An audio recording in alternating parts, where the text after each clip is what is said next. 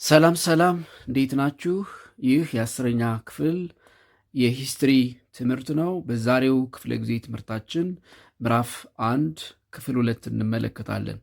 ዩኒት 1 ቪዲዮ 2። በዛሬው ክፍለ ጊዜ ትምህርታችን የመወያያ ርዕሰ ሀሳባችን የሚሆነው 1.21 ዘ ፕሮሰስ ኦፍ ዘ ዩኒፊኬሽን ሙቭመንት ኦፍ ኢታሊ ኤንድ ሊደርስ በሚል ነው። ዘ ፕሮሰስ ኦፍ ዘ ዩኒፊኬሽን ሙቭመንት ኦፍ ኢታሊ ኤንድ ሊደርስ። እንግዲህ ዛሬ የምናውቃት ኢታሊ ወይም ጣሊያን የተበታተነች ሀገር ነበረች። ፍራግመንትድ ስቴት ነበረች። በተለያየ ዘመን የተነሱ መሪዎች ናቸው ግዛቷን እያዋሃዱ በቀስ በቀስ ወይም በሂደት አንድ ዛሬ የምናውቃትን ዩናይትድ ወይም ዩኒፋይድ ኢታሊ መመስረት የቻሉት። እንግዲህ ዘ ፕሮሰስ ኦፍ ዘ ዩኒፊኬሽን ሙቭመንት ኦፍ ኢታሊ ኤንድ ሊደርስ የሚለውን ስናይ እንደ ጊዜ ለማስቀመጥ ወይም ደግሞ ዘመኑን ለማስቀመጥ ከ1815 እስከ 1870 በሚል እናያለን ማለት ነው።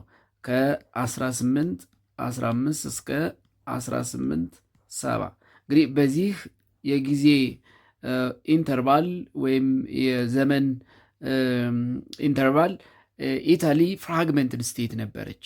ፍራግመንትድ ስቴት በዋናነት በሶስት መልኩ ፍራግመንትድ ነበረች።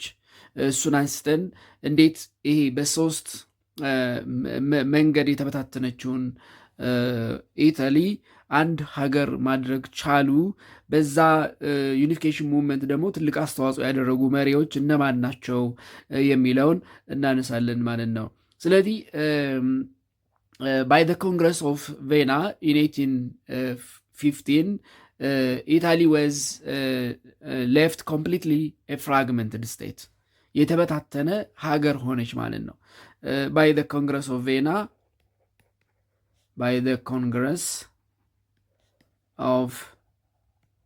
Vienna in 1850 Italy was left a completely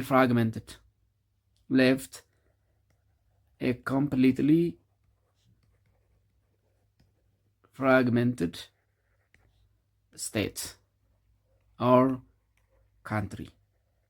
በተለይ ከ1815 ከኮንግረስ ኦፍ ቬና በኋላ by the settlements reached at the Congress of Vienna ኢታሊ ኮምፕሊትሊ ፍራግመንትድ ስቴት ወይም ፍራግመንትድ ካንትሪ ሆነች። እንዲያው ጠቅልል አድርጎ ለማየት ኢት ዋዝ ፍራግመንትድ ኢን 3 ሜጀር ግሩፕስ፣ በሶስት ዋና ዋና ግሩፕስ የተበታተነች ነበረች። ኢታሊ ዋዝ ፍራግመንትድ ኢን 3 ሜጀር ግሩፕስ አንደኛው the north and northeast of the Italian peninsula ሲሆን it was occupied by Austrian። አንደኛ the first the north and northeast of the Italian peninsula, the north and northeast Italian peninsula,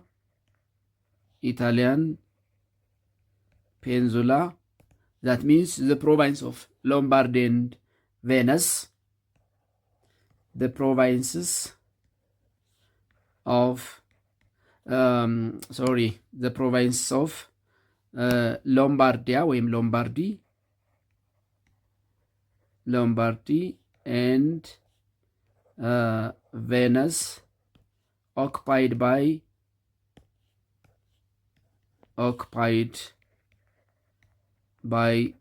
አውስትሪያን። የሰሜን እና ሰሜን ምስራቅ የጣሊያን ፔንዱላ የሆኑ ሁለት ግዛቶች ያ ማለት ፕሮቫንስ ኦፍ ሎምባርዲ ኤንድ ቬነስ በአውስትሪያን ኦክፓይድ ተደረጉ።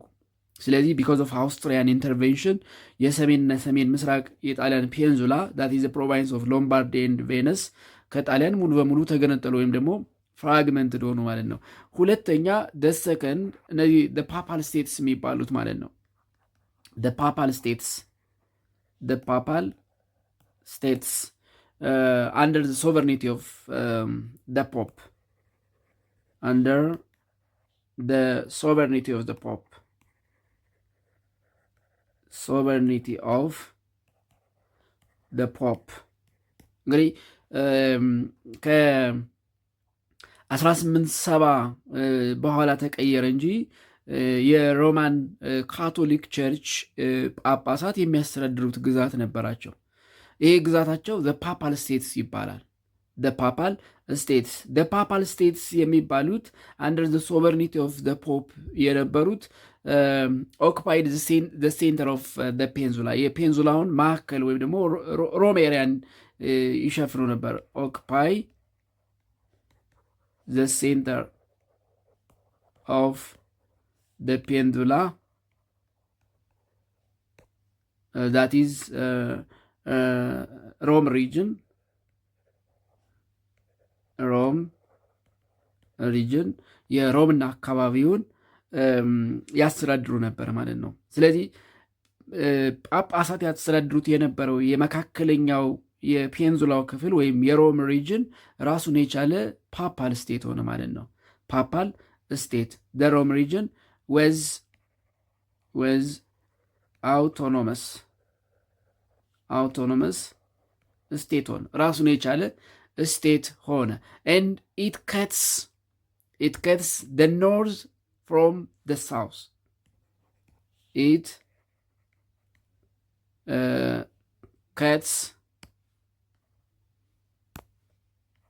It cuts the north from the south.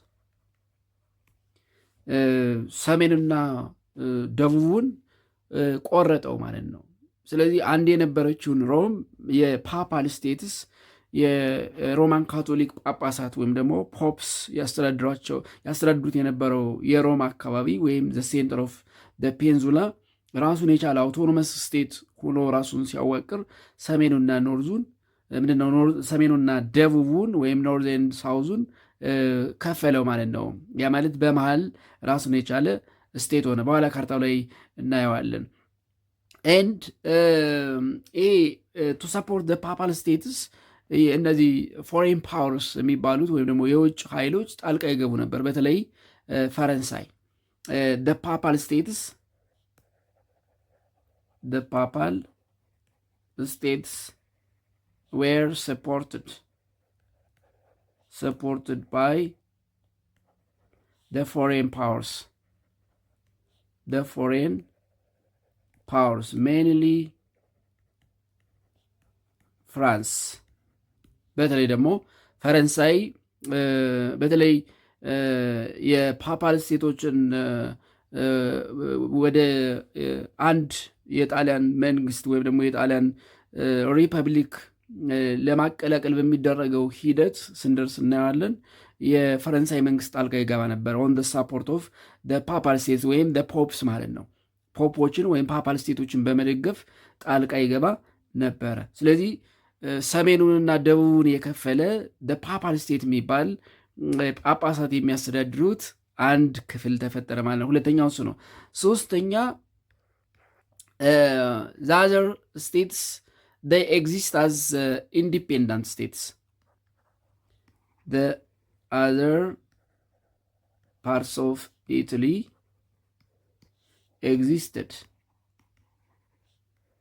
as independent states ራሳቸውን የቻሉ ነፃ መንግስታት ሆነው ተቋቋሙ። በጣም ብዙ several states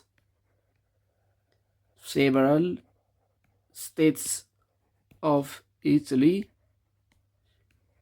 existed as autonomous or independent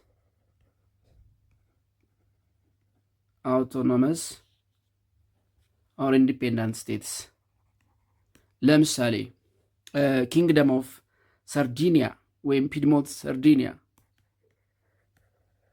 ኪንግደም ኦፍ ሰርዲኒያ ኪንግደም ኦፍ ዘ ቱ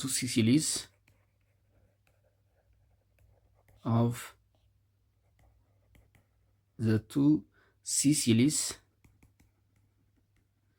and other small states such as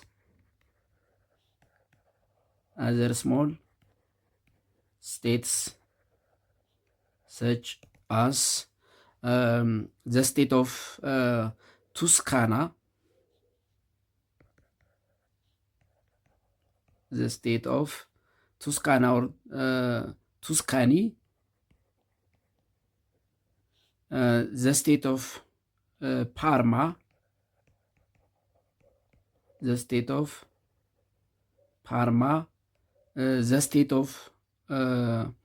Modena,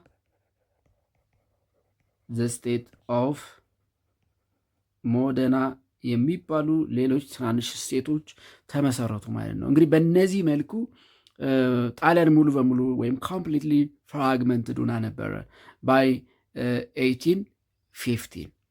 እንግዲህ ለማየት ያክል እንግዲህ ጣሊያን እንዴት የተከፋፈለች ሀገር እንደነበረች ለማየት ያክል እንግዲህ እዚህ ካርታው ላይ እንደምትመለከቱት ዚስ ማፕ ኦፍ ኢታሊ የጣሊያን ምንድነው ካርታ ነው።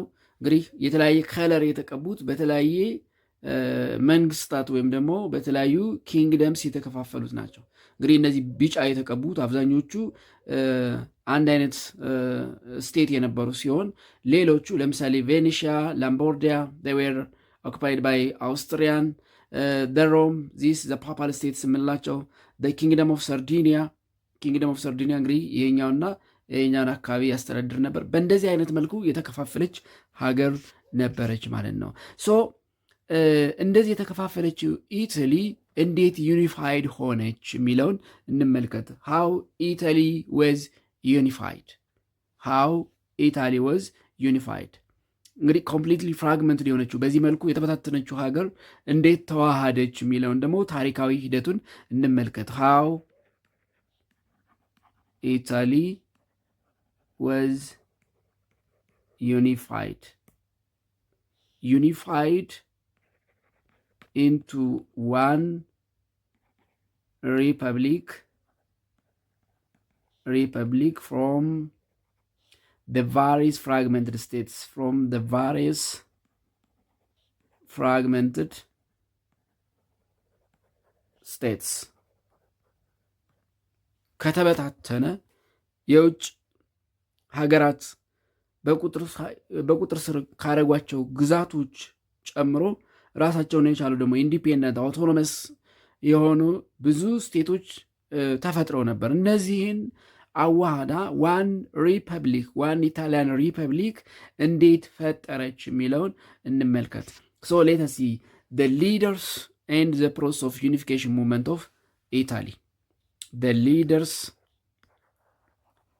the leaders and the process of the unification movement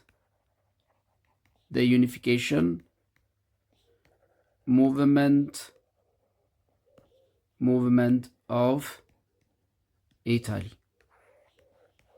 መሪዎችና የጣሊያን የዩኒፊኬሽን ሙቭመንት ሂደት ምን ይመስል ነበር የሚለውን እንመልከት። እንግዲህ ከ1815 ጀምሮ ከላይ እንደጠቀስ ነው ኢታሊ በተለያዩ ስቴቶች የተበታተነች ፍራግመንት የነበረች ሀገር እንደሆነች አይተናል። ይሄ ሀገር እንዴት ዩኒፋይዱ ነው ተዋህዶ አንድ ኢታሊያን ሪፐብሊክ መመስረት ቻለ? ለዚህ ከፍተኛ አስተዋጽኦ ያደረጉ መሪዎች እነማን ነበሩ የሚለውን እንመልከት። እንግዲህ among the leaders that play a great role in the process of the unification movement of Italy, the first one was Giuseppe Mazzini ነው። በኢጣሊያን ዩኒፊኬሽን ሙቭመንት ሂደት ከፍተኛ አስተዋጽኦ ትልቅ አስተዋጽኦ ከተጫወቱ መሪዎች አንደኛው ወይም የመጀመሪያው ጁሴፔ ማዚኒ ነው። ጁሴፔ ማዚኒ የተጫወተውን ሮል ያመጣውን ለውጥ አይተን ደግሞ ሌሎችን ሊደሮች እናያለን። ስለዚህ the first among the leaders that play great roles in the process of the unification movement of Italy. the unification, the process of the unification movement, the unification movement of Italy. The first one was Giuseppe Mazzini. Giuseppe Mazzini ነው። አንደኛው ጁሴፔ ማዚኒ ነው። among the leaders that play great roles in the process of the unification movement of Italy. the first, the foremost የመጀመሪያው ነው። አንዱ ዋና ከሚባሉት ውስጥ ጁሴፔ ማዚኒ ነው። እንግዲህ ጁሴፔ ማዚኒ he had a vision for a united Italy, አንድ የሆነች የተዋሃደች ኢታሊን የማየት ህልም ነበረው። he had a vision for a united Italy, a united Italy. ጣሊያንን የማዋሃድ የተበታተነችውን ጣሊያን ሰብስቦ አንድ ኢታሊ ሪፐብሊክ የማድረግ ሐሳብ ወይም ህልም ነበረው። and Mazzini viewed nation states to be necessary and opposed monarchy. nation states አስፈላጊ ነው ብሎ ያምን ነበር። and he opposed monarchy, ንጉሳዊ አካባቢያዊ የሆነ ይሄ በኢትዮጵያ ታሪክ ዘመን መሳፍንት እንደሚባለው አይነት አንድ ሀገር ተከፋፍሎ የጎበዝ አለቆች ወይም ደግሞ መሳፍንቶች የሚመሩት ሀገር መሆን የለበትም የሚል እይታ ነበረው። he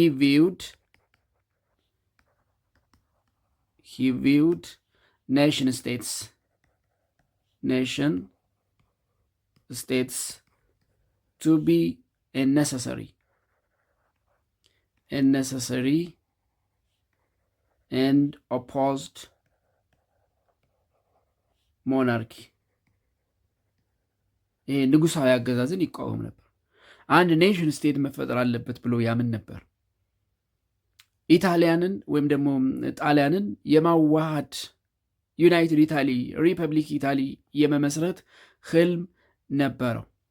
and he was a member of the Carbonari, a secret society of Italian unification formed to abolish foreign rules in Italy. ለምሳሌ በጣሊያን የተከፋፈሉ መንግስታት ውስጥ የውጭ መንግስታት ጣልቃ ገብነት ነበር። ፎሬን ፓወርስ ኢንተርቬንሽን ነበር። ለምሳሌ አውስትሪያን ብዙ ግዛት ይዛለች። ፈረንሳይ ኦን ደ ሳይድ ኦፍ ፖፕስ ፓፓል ስቴትስ ኢንተርቬንሽን ታደረግ ነበር። ስለዚህ ይሄንን የሚያስወግድ ሴክሬት ሶሳይቲ ኦፍ ኢታሊያን ዩኒፊኬሽን የሚባል ካርቦነሪ የሚባል መስርተው ነበር። and he was a member of that.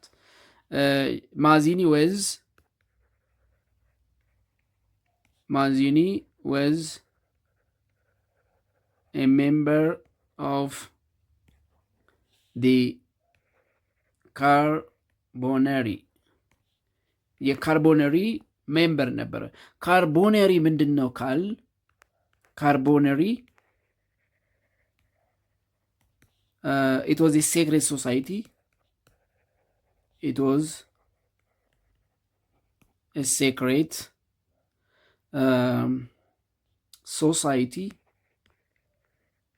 society of Italian unification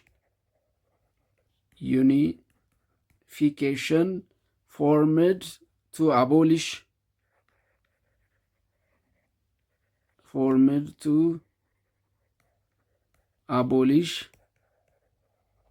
foreign rules in Italy. For example, ከጣሊያን የጣሊያን ውህደት ሊያሰናክሉ የሚችሉ እንደ አውስትሪያ፣ ፈረንሳይ የመሳሰሉ የውጭ ኃይሎችን ወይም የውጭ አገዛዞችን ጣልቃ ገብነት ለማስወገድ የተቋቋመ ሴክሬት ሶሳይቲ ኦፍ ኢታሊያን ዩኒፊኬሽን ነበር። የዚህ አባል ነበረ ጁሴፒ ማዜኒ። and Mazzini found a movement called Young Italy. ማዚኒ እንግዲህ የኢታሊያን ውህደት እውን ለማድረግ ህልም ስለነበረው እሱን ለማከናወን የሚያግዝ የወጣቶች ስብስብ ወይም ደግሞ ሙቭመንት አቋቋመ። ኢን 1831 ማዚኒ founded a movement called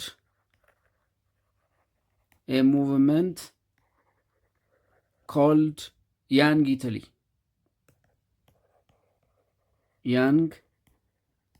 Italy የሚባል ሙቭመንት አቋቋመ። ያንግ ኢታሊ የሚባል ሙቭመንት አቋመው። ይሄ ያንግ ኢታሊ የሚለው ያቋቋመው ሙቭመንት በ10 ሺዎች የሚቆጠሩ የጣሊያን ወጣቶችን አትራክት ማድረግ ችሎ ነበር። and by the movement Mazzini attracted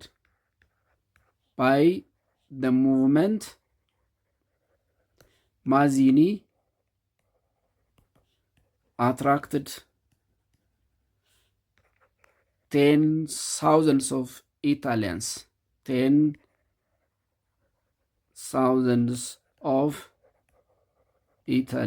በተለይ the youngs ምክንያቱም the young Italian የሚል ሙቭመንት ስለነበረ በ10 ሺህ የሚቆጠሩ የጣሊያን ወጣቶችን ወይም ጣሊያናውያንን አትራክት ማድረግ ጀመረ።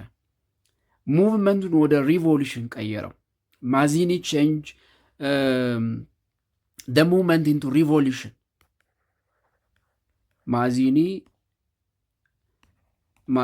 change the movement into revolution in 1848 በ1848 ሙቭመንቱን ወደ አብዮት ቀየረው። and he was a leader of that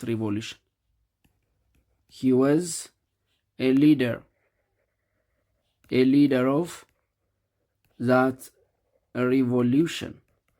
የዚህ አብዮት መሪው እሱ ነበረ። and for a short period he was a leader of the Roman Republic proclaimed in the Papal States. ስለዚህ በዛ ሪቮሉሽን ፓፓል ስቴት ወይም የሮማን ሪጅን ቅድም እዚህ ጋር ካርታው ላይ ያየ ነው። ይህንን አካባቢ ተቆጣጥሮ ዚስ ኤሪያ ተቆጣጥሮ ጊዜያዊ የሮማን ሪፐብሊክ መመስረት ቻለ። and by the revolution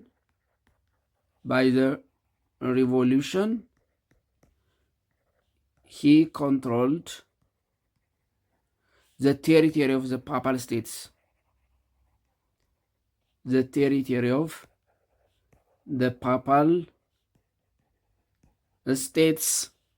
and become a leader of Roman Republic, and became a leader of Roman Republic. ወይም ደግሞ የፓፓል ስቴቶች መሪ መሆን ቻለ። ነገር ግን ፈረንሳይ ጣልቃ ገብታ በ1849 ማዚኒ ተወገደ ማለት ነው፣ ወይም ደግሞ ከስልጣን ወረደ። however in 1849 France intervened and overthrew the republic established by Mazzini. The republic established by Mazzini በማዚኒ የተቋቋመውን ሪፐብሊክ አስወገደችው። ን ፓፓል ስቴት ሆነው ቀጠሉ ማለት ነው። ነገር ግን እንግዲህ ጁሴፔ ማዚኒ በዚህ ሂደት ጣሊያንን ለማዋሃድ ሙከራ አድርጎ የፓፓል ስቴት ቴሪቶሪን በ1848 ሪቮሉሽን በመሰረተው ሙቭመንት ባስነሳው ሪቮሉሽን ተቆጣጥሮ ሮማን ሪፐብሊክን መመስረት ችሎ ነበረ። ነገር ግን የፈረንሳይ ጣልቃ ገብነት ባይ ፍሬንች ፎርስስ ጣልቃ ገብነት ማዚኒ ከሮማን ሪፐብሊክ ተወገደ ማለት ነው። ዜን ሮማን ሪፐብሊክ ብሎ ያቋቋመው ስቴት በቀደመ ስያሜው ፓፓል ስቴት ተብሎ አንደር ሶቨርኒቲ ኦፍ ፖፕስ ቀጠለ ማለት ነው። ሁለተኛው ሰከንድ ፌመስ ሊደር ሁ ፕሌይ ኤ ግሬት ሮል ኢን ፕሮሰስ ኦፍ ዩኒፊኬሽን ኦፍ ኢታሊ ካውንት ካሚሎ ዲ ካቮር ነው። ሁለተኛው ካውንት ካሚሎ ዲ ካቮር ሰከንድ ሜን ሊደር በጣሊያን ውህደት ከፍተኛ አስተዋጽኦ ያደረገው ሌላው መሪ ካውንት ካሚሎ ዲ ካቮር ነው። እንግዲህ እሱ ደግሞ ምን አድርጎ አለፈ የሚለውን እንመለከታለን። ካውንት ካሚሎ ዲ ካቮር ኢን 1852 እንግዲህ ከጁሴፒ ማዚኒ በኋላ በ1852 ሂ ቢካም ፕራይም ሚኒስተር ኦፍ ኢንዲፔንደንት ኪንግደም ኦፍ ሰርዲኒያ። እንግዲህ እንደምታስታውሱት የጣሊያን መንግስት ፍራግመንትድ ሲሆን ከተቋቋሙ አውቶኖመስ ስቴትስ ወይም ኢንዲፔንደንት ስቴትስ አንዱ ኪንግደም ኦፍ ሰርዲኒያ ነበረ፣ ወይም ፒድሞስ ሰርዲኒያ የሚባለው ማለት ነው። ስለዚህ በ1852 ካውንት ካሚሎ ዲ ካቮር የኢንዲፔንደንት ኪንግደም ኦፍ ሰርዲኒያ ጠቅላይ ሚኒስተር ሆነ። ኢን 1852 ካቮር that means Count Camillo di Cavour became the prime minister of the independent kingdom of Sardinia.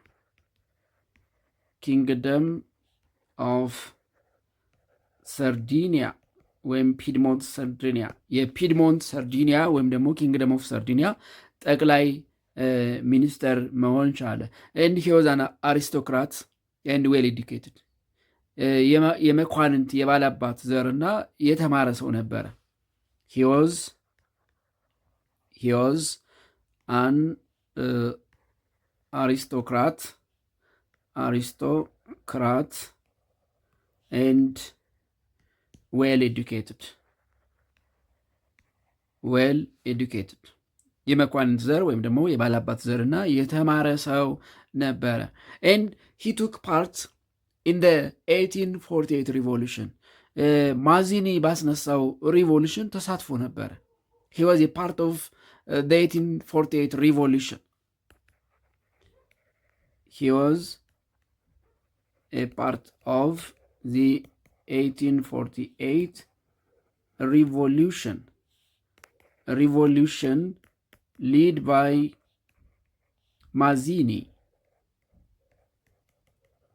ማዚኒ በመራው የ1848ቱ ሪቮሉሽን ተካፍሎ ነበረ ወይም ደግሞ የዛ አካል ነበረ ማለት ነው። and he strengthened Piedmont by promoting industry, encouraging rail and railway building, improving agriculture, fostering education and enlarging the army.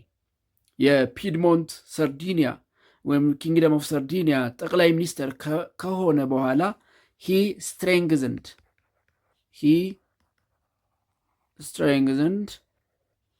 ፒድሞንት ወይም ኪንግደም ኦፍ ሰርዲኒያ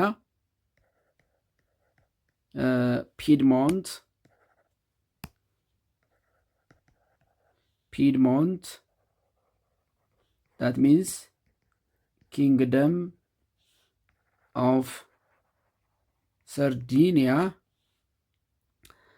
by promoting one industry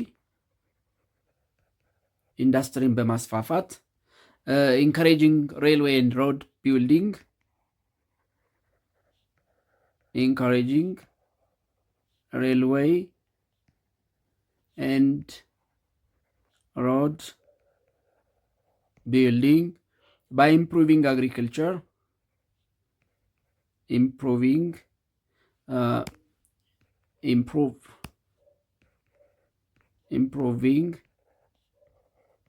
agriculture, fostering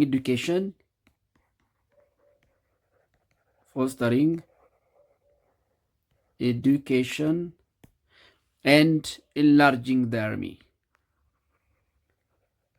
Enlarging the army ጦር ሰራዊቱን በማሳደግ ትምህርትን በማስፋፋት አግሪካልቸርን በማሻሻል ሬልዌይ ኤንድ ሮድ ቢልዲንግን በማበረታታት ኢንዱስትሪን በማስፋፋት የፒድሞንት ሰርዲኒያን ወይም ኪንግደም ኦፍ ሰርዲኒያን አጠናከረ።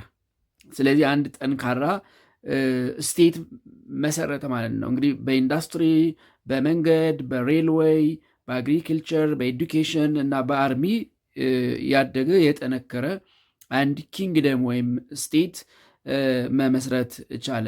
ነገር ግን ካቦር ሂ ዲስላይክስ አብሶሉቲዝም ኤንድ ፌቨርድ ዘ ብሪቲሽ ታይፕ ኦፍ ፓርላመንት ገቨርንመንት። ጣሊያን የብሪቲሽ ታይፕ ኦፍ ፓርላመንት ገቨርንመንት እንዲኖራት ይፈልግ ነበር። ሂ ዲዛይርድ ኢታሊ ቱ ሃቭ a British type, the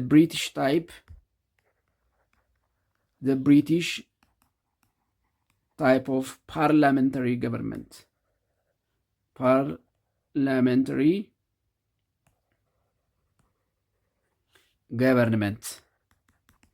የእንግሊዝ አይነት ፓርላሜንታል ገቨርንመንት ጣሊያን እንዲኖራት ይፈልግ ነበር። ሂ ቶታሊ ዲስላይክስ አብሶሉቲዝም፣ ይሄ ሞናርኪያል ንጉሳዊ አምባገነናዊ አስተዳደርን ፍጹም ይቃወምና ይጠላ ነበረ። ስለዚህ he wanted Italy to be both industrialized and united። ኢታሊ ኢንዱስትሪያላይዝድ የሆነች እና የተዋደች ወይም አንድ የሆነች እንድትሆን ይፈልግ ነበር። he wanted Italy to be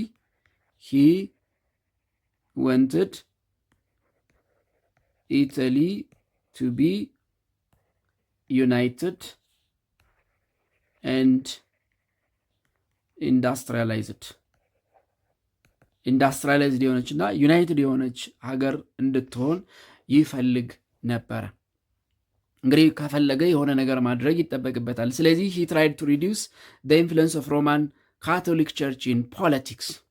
ምክንያቱም አንደኛው በተለይ ደግሞ ጣሊያንን ለሁለት ኖርዝ ኤንድ ሳውዝ እንድትከፍል ያደረገው በመሃል ራሱን የቻለ መንግስት የሆነው ፓፓል ስቴት ነው።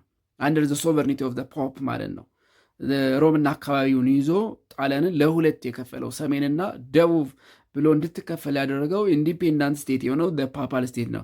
የፓፓል ስቴትን ደግሞ የመሩት የነበሩት ፖፖች ስለነበሩ ወይ ደግሞ ጳጳሳት ስለነበሩ የሮማን ካቶሊክ ቸርች በፖለቲካ ያላትን ተጽዕኖ እንድትቀንስ ሙከራ አድርገዋል። he tried to reduce the influence of the Roman Catholic Church, the Roman Catholic Church, the Roman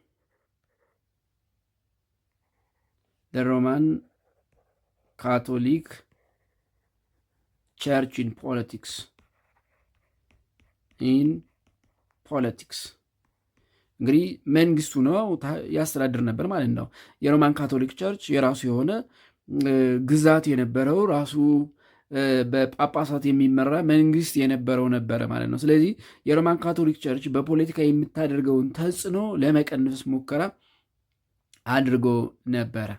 ስለዚህ የሮማን ካቶሊክ ቸርች በፖለቲካ የምታደርገው ተጽዕኖ ከቀነሰ ጣሊያንን ማዋሃድ ቀላል ነው ብሎ ያስብ ነበረ። ሁለተኛ እንግዲህ ጣሊያን እንድትከፋፈል ካደረጉ የውጭ ኃይሎች አንዷ አውስትሪያ ነበረች። ስለዚህ ሲንስ አውስትሪያ ወዝ ዘ ግሬተስት ኦብስታክል ቱ ኢታሊያን ዩኒቲ ካቦር ሰርችድ ፎር አሊስ አጌንስት አውስትሪያ ቢካዝ Austria was one of the foreign power obstacle. The foreign power obstacle for the unity of Italy.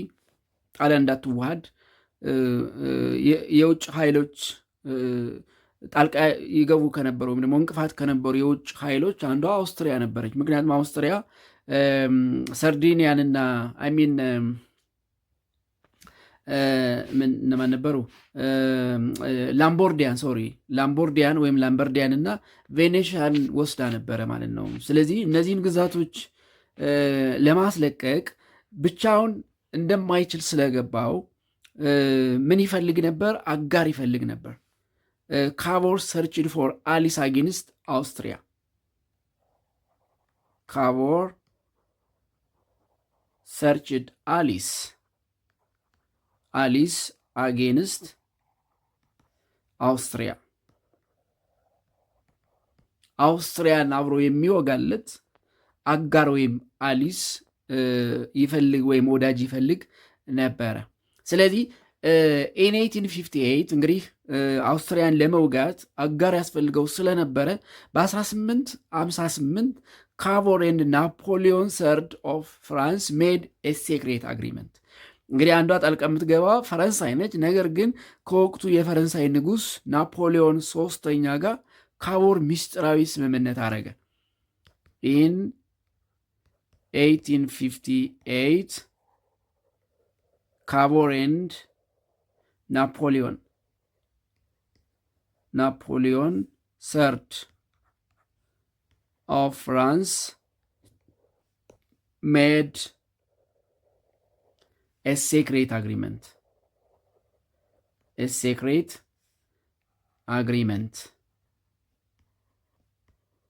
secret agreement አደረጉ። secret agreement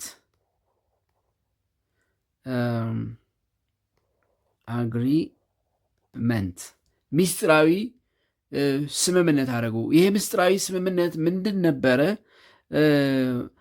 ካቮር አውስትሪያን ለመውጋት ናፖሊዮን የጦር ኃይል እንዲልክለት እና ላምበርዲያንና ቬኔሽያን ከአውስትሪያ እንዲያስለቅቅለት እና ካቮር ደግሞ በምትኩ የናይስ እና የሳቮይን ግዛት ለፈረንሳይ እንዲሰጥ ተስማሙ ማለት ነው። by the agreement Napoleon III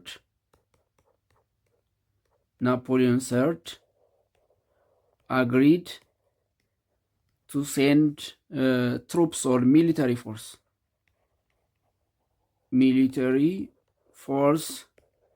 to drive the Austrian out of Lombardy and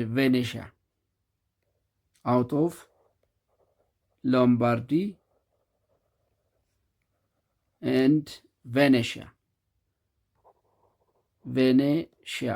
ከቬኔሽያ ወይም ከቬኒስ ከሎምባርዲ ግዛት አውስትሪያን እንዲያስወጣለት ሚሊተሪ ትሩፕ ወይም ሚሊተሪ ፎርስ ለመላክ ተስማማ። እሱም ኢፍ አውስትራሊያ ዲክሌር ዋር ኦን ሰርዲኒያ ነው። ምክንያቱም ካቮር የሰርዲኒያ ምንድን ነበረ? የኪንግደም ኦፍ ሰርዲኒያ ወይም የፒድሞንት ሰርዲኒያ ጠቅላይ ሚኒስትር ነበረ። ስለዚህ አውስትሪያ ሰርዲኒያ ላይ ጦርነት ካወጀች ናፖሊዮን ሚሊተሪ ፎርስ ልኮ አውስትሪያን በመውጋት አውስትሪያ ላምቦርዲያንና ቬኔሽያን ለቃ እንድትወጣ እንደሚያደርግ ተስማሙ። ካቮር ደግሞ promised to Napoleon III to give regions of Nice and Savoy to France.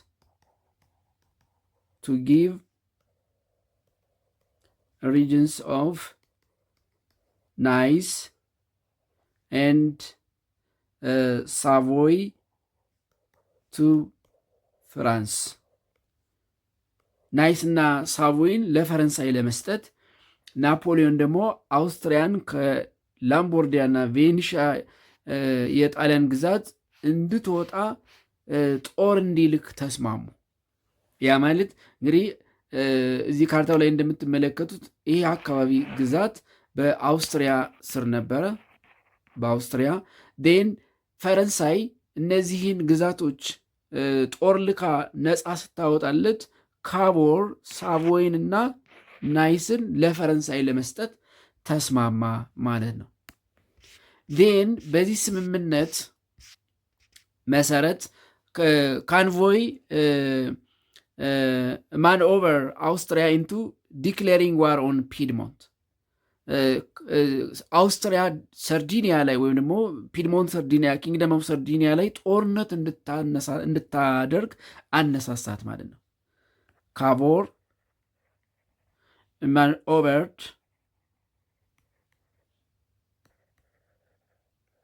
አውስትሪያ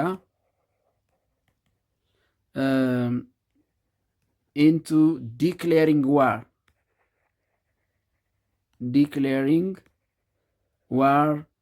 on Piedmont Sardinia ፒድሞንት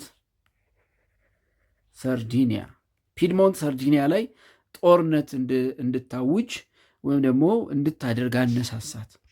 and the combined Sardinian French force defeated አውስትሪያ ምክንያቱም ተስማምተዋል። አውስትሪያ ሰርዲኒያ ላይ ጦርነት ካወጀች ናፖሊዮን ሰርዶ ፍራንስ ለካቮር ወታደር እንደሚልክለት ሚሊታሪ ትሩፕ እንደሚልክለት እና አውስትሪያን እንደሚወጋለት ተስማምተዋል። ስለዚህ the combined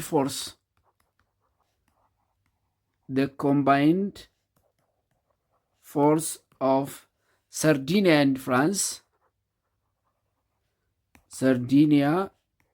and France defeated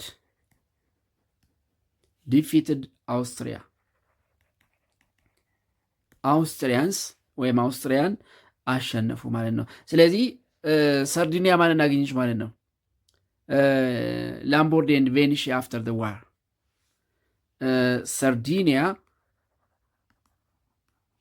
got Lombardy ወይም ላምቦርዲ and Venetia from this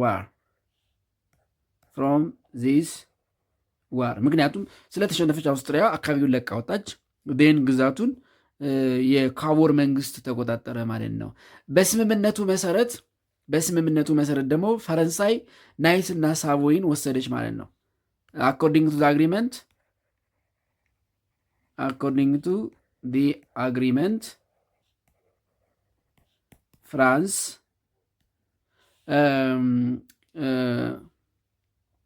keep Nice and Savoy and Savoy ናይስ እና ሳቮይን ወሰደች ማለት ነው። ስለዚህ ናይስ እና ሳቮይን ለፈረንሳይ ሰጠ። ዴን አውስትሪያን አስወጣ ማለት ነው። እንግዲህ አውስትሪያ ነበረች አንዱ ኦብስታክል እንደ ዩኒፊኬሽን ፕሮሰስ ኦፍ ኢታሊ። ስለዚህ የውጭ ጣልቃ ገብነቱን ከሁለት ወደ አንድ አወረደ ማለት ነው። አውስትሪያን አባረረ ወይም አሸነፈ። ይዛው የነበረችውን ግዛት ጠቀለለ።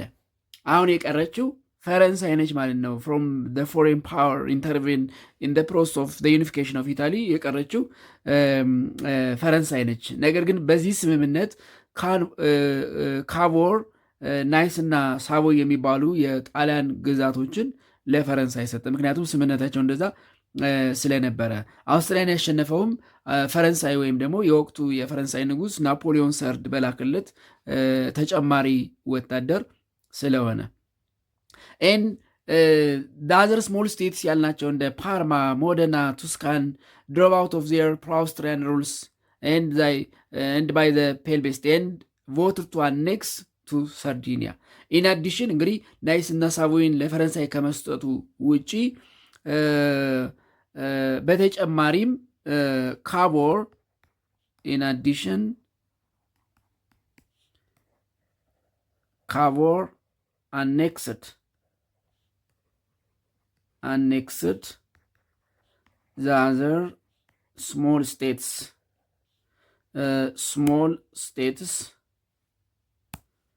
small states into the territory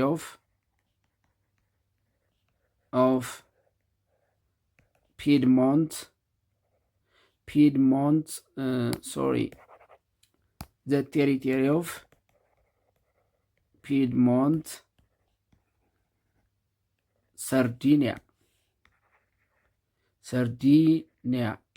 እነዚህ ትናንሽ የምላቸውን ግዛቶች እንደ ፓርማ፣ ሞደና፣ ቱስካና የመሳሰሉትን ወደ ሰርዲኒያ ጠቀለለ ማለት ነው።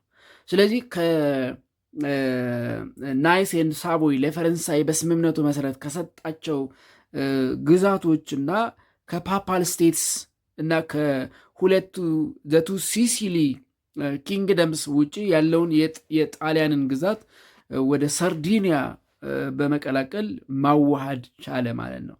ማዋሃድ ቻለ። እንግዲህ እስከዚህ ተጉዞ ጣሊያንን ሳያዋሃድ ሌላ መሪ ጣሊያንን የማዋሃድ ሂደቱን ተቀበለ ማለት ነው። ስለዚህ ሶስተኛው the third great leader in the process of the unification of ኢታሊ እና የመጨረሻው የጣሊያንን ውህደት ያረጋገጠው ጁሴፔ ጋሪባልዲ ነው። ጁሴፔ ጋሪባልዲ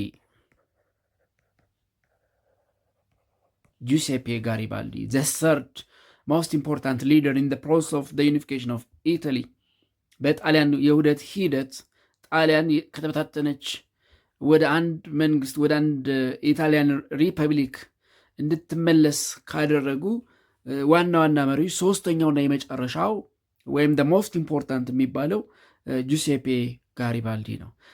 ጁሴፔ ጋሪባልዲ he was Italian nationalist in southern Italy. He was Italian nationalist in southern Italy. In southern Italy የነበረ ናሽናሊስት ነው። and he lead the red shirts የሚባሉትን በጦርነት ጊዜ ብራይት ሬድ ሸርት የሚለብሱ ወታደሮችን ይመራ ነበር። he lead the red shirts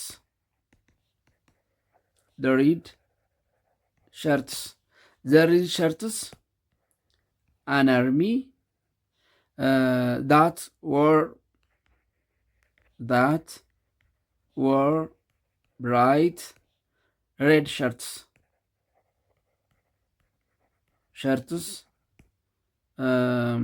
into battle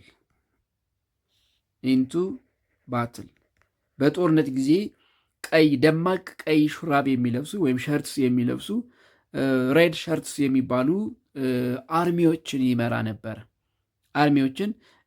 ነበር። and they captured the islands of Sicily and then crossed into Italian mainland. እነዚህ the red shirts የሚባሉት በጋሪባልዲ የሚመራው አርሚ ሲሲሊን ተቆጣጠረ። the army led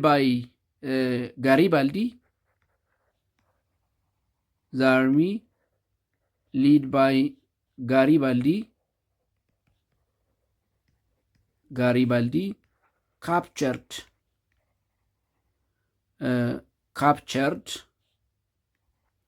the island of Sicily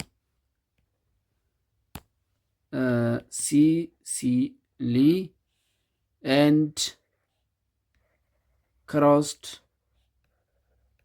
into the mainland, the Italian mainland ያ ማለት into the papal states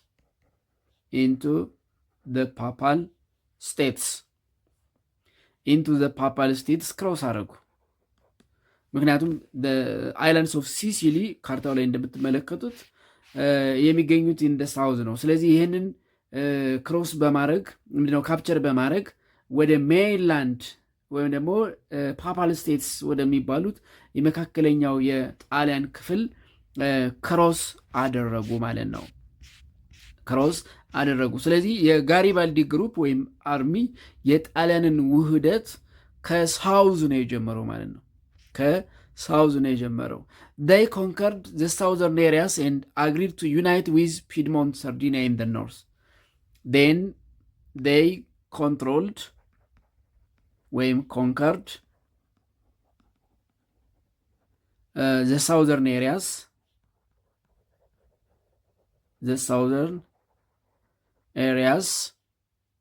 and agreed to unite with Piedmont, Sardinia. With Piedmont, Sardinia in the north. ካቦር ይመራው ከነበረው የፒድሞንት ሰርዲኒያ ጋር ለመዋሃድ ተስማሙ። እንግዲህ በመሃል ፓፓል ስቴትስ አለ።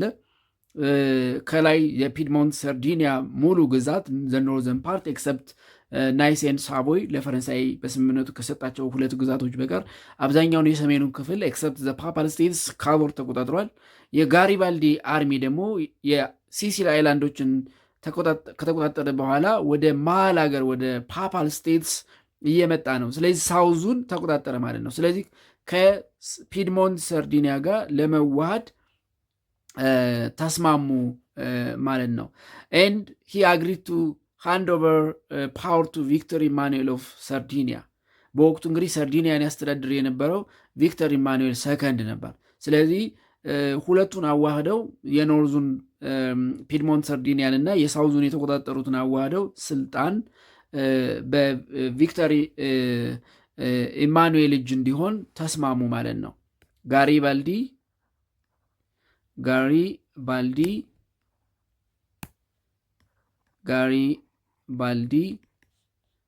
agreed to hand over power to Victor Emmanuel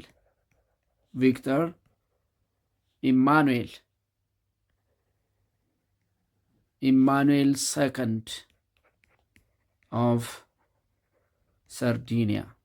ስለዚህ የኖርዙን የሰርዲኒያን ግዛትና የሳውዙን በቁጥራቸው ስራ ያደረጉትን ካዋህዱ በኋላ ስልጣን ወይም አስተዳደሩን ለቪክተር ኢማኑኤል ሰከንድ እንደሚሰጥ ተስማሙ ማለት ነው። and in 1861 the kingdom of Italy was established and King Victor Emmanuel became the king. In 1861 the kingdom of Italy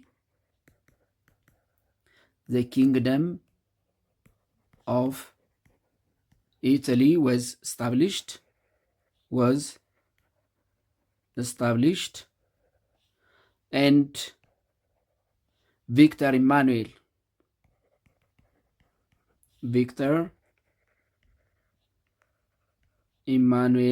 second became its king. በ1861 የሳውዙንና የኖርዙን የሰርዲኒያን እና የሳውዙን ግዛት በማዋሃድ ኪንግደም ኦፍ ኢታሊን መሰረቱ። የኪንግደም ኦፍ ኢታሊ መሪ ደግሞ ቪክተር ኢማኑኤል ሰከንድ ሆነ ማለት ነው። ቪክተር ኢማኑኤል የኪንግደም ኦፍ ኢታሊ ንጉስ መሆን ቻለ። and the new kingdom include every part of Italy except Venetia and Papal States። ያ ማለት ኪንግ ኢማኑኤል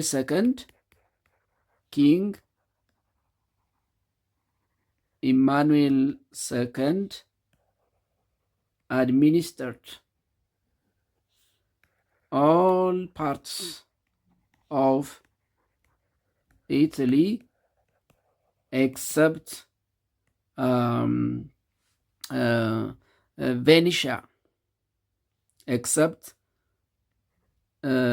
Venetia,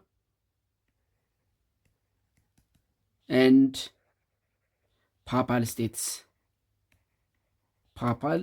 ስቴትስ ከቬኒሻ እና ከፓፓል ስቴትስ በቀር ሁሉንም የጣሊያን ግዛት ማስተዳደር ቻለ ማለት ነው።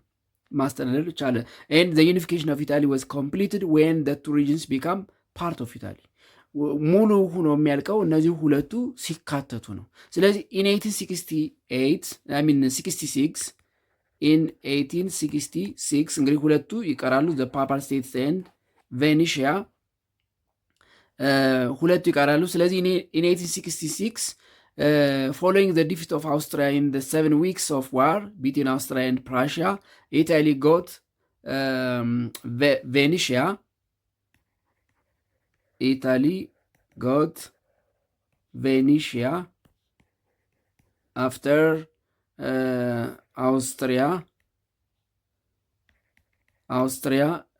Prussian war. And in 1870, Franco-Prussian War broke out. Franco-Prussian War broke out. ምክንያቱም ፈረንሳይ የወሰደቻቸው ግዛቶች ነበሩ። እንደምታስታውሱት ካቦር አውስትሪያን ወቅቱ ላምባርዲያን ወይም ደግሞ ላምቦርዲያን ለመውሰድ ስምምነት አድርገው ነበር። ሴክሬት አግሪመንት። በሴክሬት አርጊመንቱ ለናፖሊዮን ሰርድ ናይስ እና ሳንቮይን ሰጥቶ ነበር። ስለዚህ እነዚህን ሁለት ግዛቶች ለማምጣት ደግሞ በ1870 ከፈረንሳይ ጋር ጦርነት አደረጉ። በዚህ ጦርነት ኦል ዘ ፍሬንች አርሚስ ዊዝድሮ ፍሮም ኢታሊ ብሮክ አውት ኤንድ Italy got ናይስ ኤንድ ሳቮይ የሚባሉ ግዛቶቿን አገኘች ማለት ነው። ስለዚህ ሙሉ በሙሉ የኢጣሊ ግዛት በኪንግደም ኦፍ ኢጣሊ ውስጥ ተካተቱ። ኤንድ አፍተር 1870 that is Franco-Prussia War, all territories of Italy controlled by Kingdom of Italy. በኪንግደም ኦፍ ኢታሊ ሙሉ በሙሉ በቁጥር ስር ገባ ማለት ነው። ስለዚህ ኢን 1870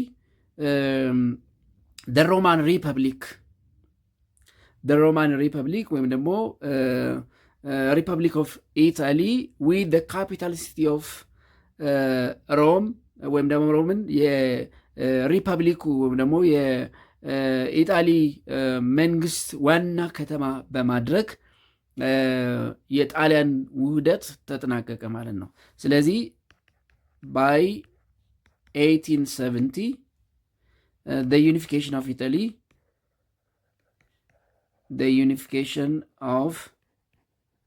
Italy was completed and Rome became the capital city of Italy, the capital city of the Kingdom of Italy, the Kingdom of Italy.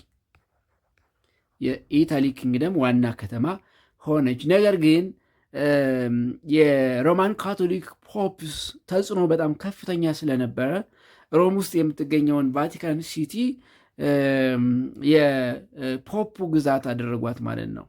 ኤንድ ቫቲካን ሲቲ ቢኬም ቴሪቶሪ ኦፍ ዘ ፖፕ። ቫቲካን ሲቲ ቢኬም አንደር ዘ ፖፕ ወይም ደግሞ ፖፑ የሚያስተዳድራት ወይም ጳጳሱ የሚያስተዳድራት ሆና ተወሰነ ማለት ነው። ኤንድ ባይ ዚስ የጣሊያን ዩኒፊኬሽን ሙሉ ሆነ ማለት ነው። እንግዲህ በእንዲህ አይነት መንገድ ነው ዛሬ የምትታወቀውን የጣሊያንን ሀገር ከተበታተነችበት እነዚህን የመሰሉ ታላላቅ መሪዎች ባደረጉት ተጋድሎ አንድ የሆነች። ኤንድ ኢትስ ኦል አባውት ኢታሊያን ዩኒፊኬሽን the process and the leaders that play great roles in the Italian unification. Next time we will see unification of Germany. የጀርመን ዩኒፊኬሽንን እንመለከታለን። እስከዛው